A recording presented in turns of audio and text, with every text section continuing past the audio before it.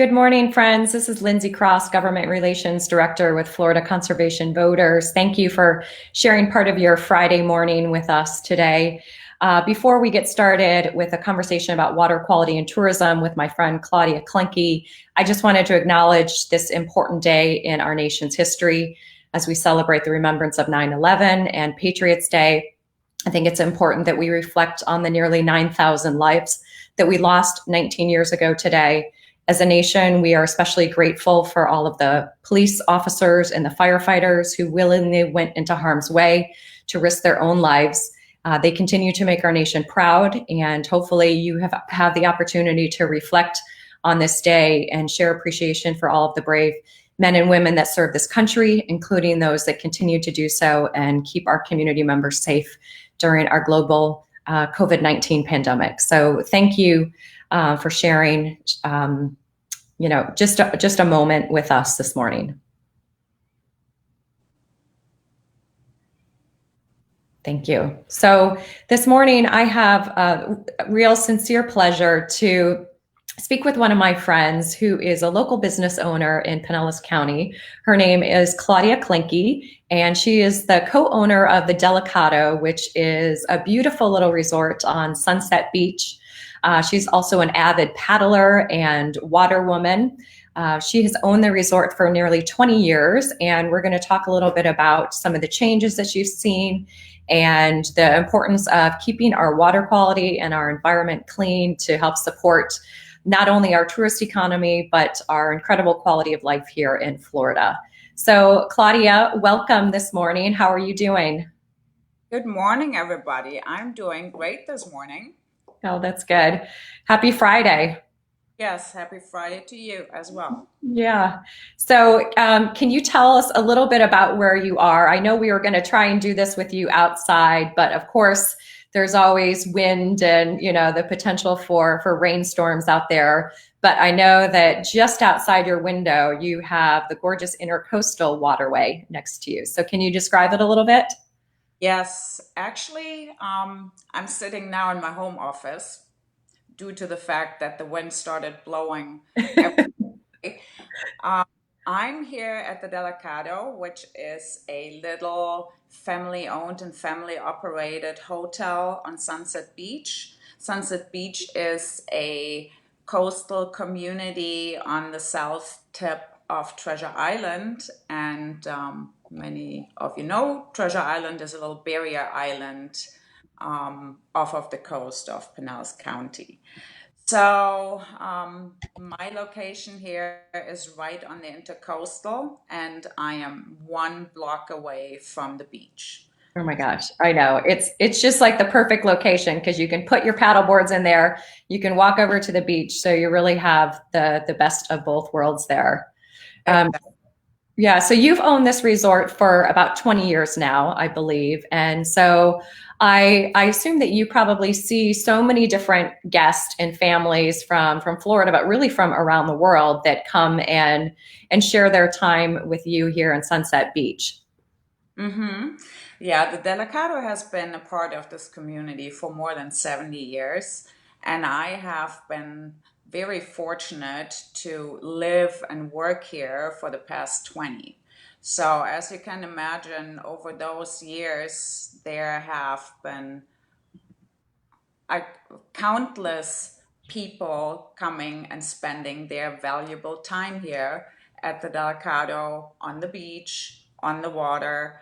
And I've met in the 20 years that I've been here, I was able to create a little home away from home Mhm. for locals, national customers, and international customers. Yeah, it's really a special place. It does feel like you're going to, a family place. It feels very welcoming there. Um, Yes. Yeah. So Claudia, I know that you personally spend a lot of time on the water. We both do paddling. We both paddle outrigger canoes and stand-up paddle boards. So I assume that you get to see lots of wildlife like manatees and dolphins, especially being right on the Intercoastal. Is this part of your everyday life here?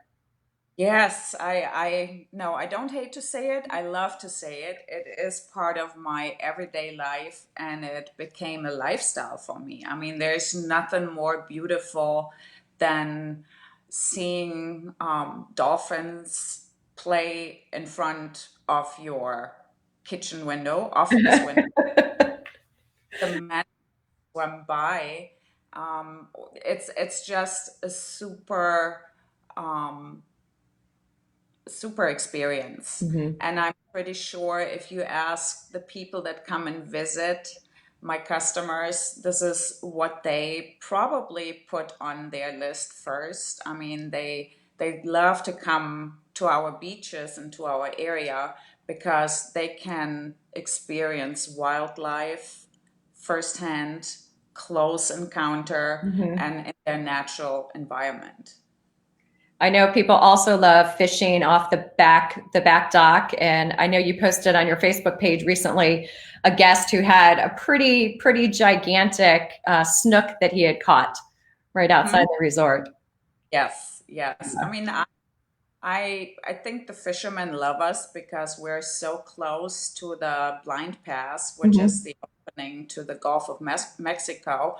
So there's a constant flow of fish coming in, fish going out. Uh-huh.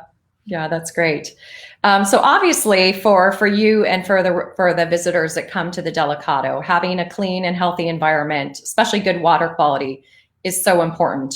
Have you experienced times in, over your 20 years where you've seen that the quality of the water has decreased, and really, like, how did that affect you and some of the guests that you had at the resort?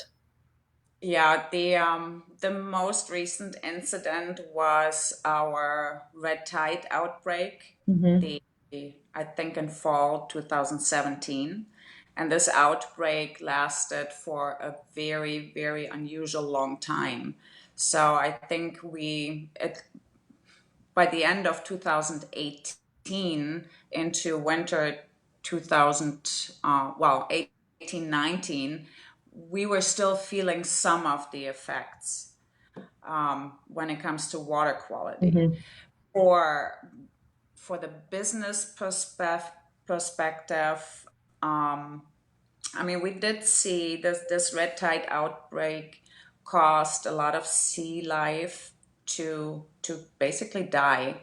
The beaches and the intercoastal turned into a dead zone. We had dead fish washing on shore, covering the shoreline. We had carpets of dead, deceased fish floating on the water surface.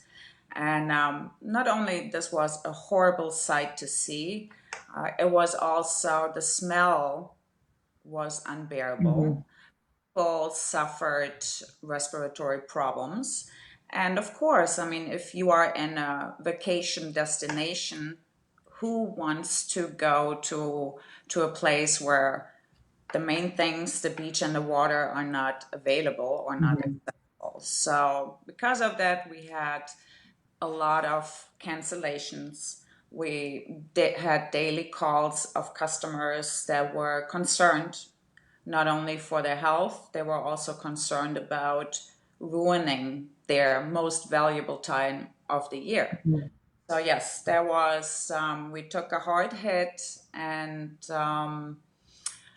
personally, since I'm a water sport lover, I spend a lot of time on the water. I think I didn't go out on the water for a month. Wow. Yeah. That had to be so hard to have it so close to you, but really feel like it was inaccessible and unsafe to be there at that time. It was very heartbreaking to Yeah. see all the life. Hmm. I mean, all the water life dying. Yeah. Well, I remember taking some walks on the beach and down in Paso Grill near the Don Cesar, and these photos that I took of just the beach littered with dead fish and marine life. And you see one of our iconic hotels that is just blanketed with dead life. I know that for the tourism industry, that was certainly a difficult period and lasted, you know, probably close to a year. I know the effects. Yeah. Good. Yeah. So another issue that I know that's been in the news lately, and really is something that Floridians have been concerned about for years, is offshore oil drilling. If our conservation voters remember, just a couple days ago, President Trump was here in our state in Jupiter and signed a moratorium on offshore oil drilling, which unfortunately is not strong enough. It's not a complete ban on oil drilling, and still isn't getting us away from our reliance on dirty fossil fuels. So I know that still the threat of oil drilling, because it is occurring in the Gulf of Mexico, still is something that Floridians have to be concerned about. Since you've been here for about 20 years, we just celebrated the 10-year anniversary of the BP oil spill. So, all of these really, impactful things that have happened in our nation. Can you talk a little bit about how the oil spill impacted you in this area? I know that the Tampa Bay area, unlike parts of Florida like Pensacola and the Panhandle that directly received oil washing on shore, we didn't have that oil, but there was still, I believe, a perception that we are in harm's way. Oh yeah, absolutely. Our area got affected indirectly because we all know tourism is our number one industry here in Florida. This is what we have to offer. We have the beach, the water, the sand, the sunshine, and it's our most important asset that we have to protect. And that's what people look at. Mm-hmm. So when the oil spill happened 10 years ago, I remember this day very well. I walked up to the beach and I looked, and yes, we didn't see anything on our beaches. However, bad news travels fast. Mm-hmm. So, and this message got out all around the world within hours. This resulted into the fact that when people hear there's something happening in the Gulf of Mexico, they look at the Gulf of Mexico, and immediately for them, it's the entire area. Mm-hmm. All coastlines, everything is affected. So even though I try to assure people, listen, we don't have any oil infested beaches. We're all clear for now, but that scared a lot of people away. I mean, we got again cancellations came. It rained cancellations, phone calls by concerned customer and Delacado friends, Mm-hmm. how we're dealing with this. And people, we don't really know how it affected our area completely because this number will be unknown. Mm-hmm. I think there are a lot of people that have a trip to Florida or a visit to Florida on their number one list, but they probably never even, especially when this happened, they never even considered Florida as a travel destination. Mm-hmm. So, and this, I remember years later, probably 3, 4 years later, I still got calls from people inquiring and then asking, yeah, how did you get affected by the oil? Mm-hmm. So it was still in people's heads that the entire Gulf Coast was infested by Yeah, the oil. kind of off limits. Yeah. Well, so I would believe that for a business owner like you and for others who make their living on the beach and part of the tourism industry, that having a ban on drilling would probably provide an extra measure of comfort, so that that we are going to be safe from those dangerous impacts. Yeah. Absolutely. Yeah. So speaking of impacts to our beaches and our coastal areas, what are some other things that you see? I know you're spending your time on the water, on the beach every day. For instance, we just celebrated the Labor Day holiday. That's a big beach holiday for us here in Florida because we're nowhere close to ending summer. It's still hot. But did you see an increase in the amount of trash on the beach after that? What things do you see?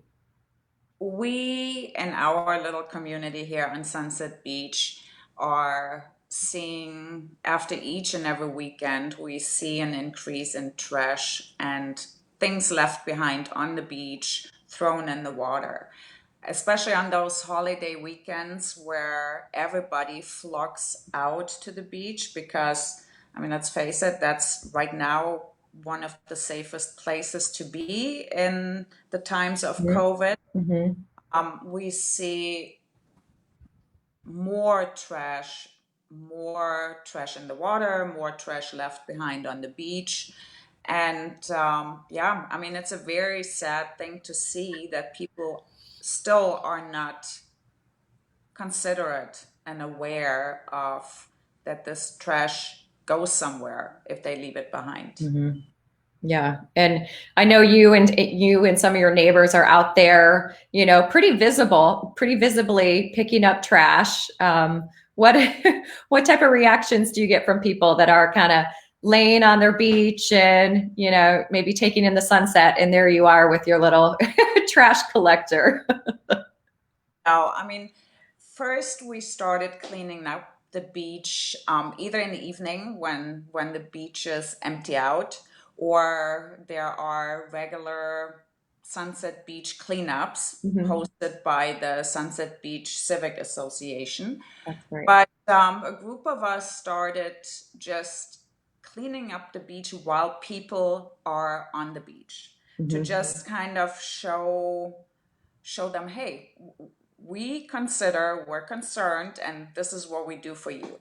I mean, we do get mixed reactions. I Hmm. mean, we get people that thank us to walk the beach and pick up other people's trash.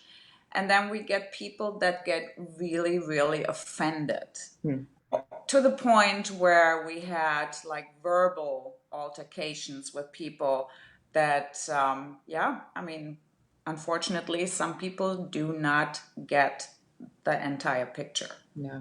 Yeah. Yeah.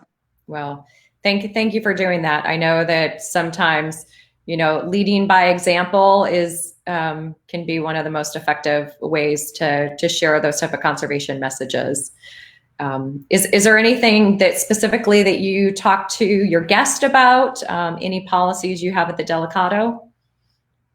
I don't really have any policies because at the end of the day, it's a business and I can't make people do certain things, or I cannot make them accept my opinion. But again, here I try to lead by good example. It's the little things that create a whole. And I mean, I do, if I see some trash floating out on the intercoastal by my dock, I go and pick it up. Or if I see somebody dropping something, if I catch them, I just go pick it up. If I have children on the dock, I explain them to them because I think children are easier to get excited about environmental protection. Hmm. And I mean, there are a couple of things when I go out with my paddleboard and I see something floating around. I mean, I just pack it up and bring it home and throw it in the trash where it Hmm. belongs. If I see things where not related to trash, for example, fishermen that get all excited that they had the big catch of the day and they hold their fish and their catch for 500 trophy pictures, then I make sure I go outside and explain them, hey, this is a being that has the same right to be here like we are. Please be kind enough and throw them back in the water. Hmm. It's for me, it's nothing big that I do, but I think those little things that bring awareness, and most of the people understand, they just need this friendly reminder. Hmm. um, I think this can create like this those little things can create something big. Yeah. Yeah, that's great. Yeah, I've definitely seen some of the anglers, you get so excited, you catch this fish and you want to take a picture from every angle and let everyone kiss it. But those fish, I gotta be thinking, what the heck is happening to me? I know as fellow water lovers, we do some crazy things like breath holding exercises. So we're ready to hold our breath when we're surfing or something. But we know what's happening to us. Maybe we're working to hold our breath for a couple minutes, but I don't think the fish are doing breath holding exercises to prepare to be caught on land. So Don't have a hook yeah, stuck in. yeah. Yeah. So let's talk a little bit more about paddling because I know that's a passion that we both share. How long have you been paddling? What type of watercraft do you use? And I guess why do you love it so much? Hmm. So it's a long, I mean, we could talk days Yeah. about this. Try to keep it short. I started paddling probably around 10 years ago, and I started on a stand-up paddleboard. This evolved into just starting to love the element water, the element ocean. Hmm. And through the sport, I met a lot of other water sport enthusiasts. Hmm. So I mean, this grew into my tribe, my family, my ohana. Hmm. Yeah, I mean, this became a big part of my life, and it's a lifestyle. I mean, Hmm. it is the most beautiful thing to get out on the water, enjoy the peace and quiet, which we don't have a lot lately. Hmm. It is really when you're out on the water, it feels like time is normal again. Yeah. And it is for 20 minutes. Yeah. I know it's something that I cherish absolutely. And, when I saw you just last night, I was supposed to go out paddling with five other women and, there was that massive storm. And so we didn't get our time on the water and it just feels like, I was craving that and I needed that time. So I know it's special. And, we have this beautiful tribe, this community that we're part of. So we are definitely fortunate to be able to experience the beautiful Gulf of Mexico and the intercoastal, and especially you living, so close on the intercoastal here. You did mention that being outside is one of the safest things that we can do during this pandemic right now because you're social distancing, you're out in fresh air. I've got to assume that the pandemic has been difficult for you as a business owner. I think about, kind of the assaults that you've had over the past 10 years with the oil spill, with the red tide, now with the pandemic. How are you coping with this, Claudia? That's a good question. I mean, we're coping with it. I mean, it has changed our day-to-day life, our daily operation drastically. I mean, nothing is like it was before. And of course, because of the lockdowns, people being afraid to travel, were not even able to travel. Of course, we took a hard hit when it comes to our revenue, but also on the day-to-day operation while running a business like this, we completely had to rethink. We had to make sure, or we have to make sure, which is our priority and responsibility, to keep our customers safe, Mm-hmm. to provide a safe, enjoyable, safe haven so they can leave their own four walls where they are stuck for 1 month or weeks, Mm-hmm. uh, and come and just relax Mm-hmm. and work on their physical and mental health. Yeah. Well, I know that natural places provide that respite. They are that for me, it's that place where I go to recharge. It feels like, I can connect with the deeper core of who I am. And I know people feel that way when they come to your resort as well. As a paddling community during the pandemic, we were fortunate enough to rent out the whole Delacado for a weekend and do some training, including some 4 a.m. paddles with our, with our headlamps and all the stuff on our vessels. And we're excited to do that next month. Since the international race that we were supposed to do up in Chattanooga, Tennessee was canceled, we're gonna, have our own kind of family crew event back at the Delacado. So I know we all felt very safe and welcome there, and we look forward to doing it again in October. So thank you for providing that space for us, Claudia. Super excited to have you all back here. It's like a family reunion. Yeah. Part of this family, and I really enjoy just being with this group. And then I also enjoy just sharing what we have here. Mhm. So Good. Well, I appreciate you sharing some of your stories with us and your perspective as a business owner, local business owner, water woman, and earth, someone who cares deeply about the earth and our environment. So it's really been a pleasure to speak with you, Claudia, this morning. Any last things that you want to share with us?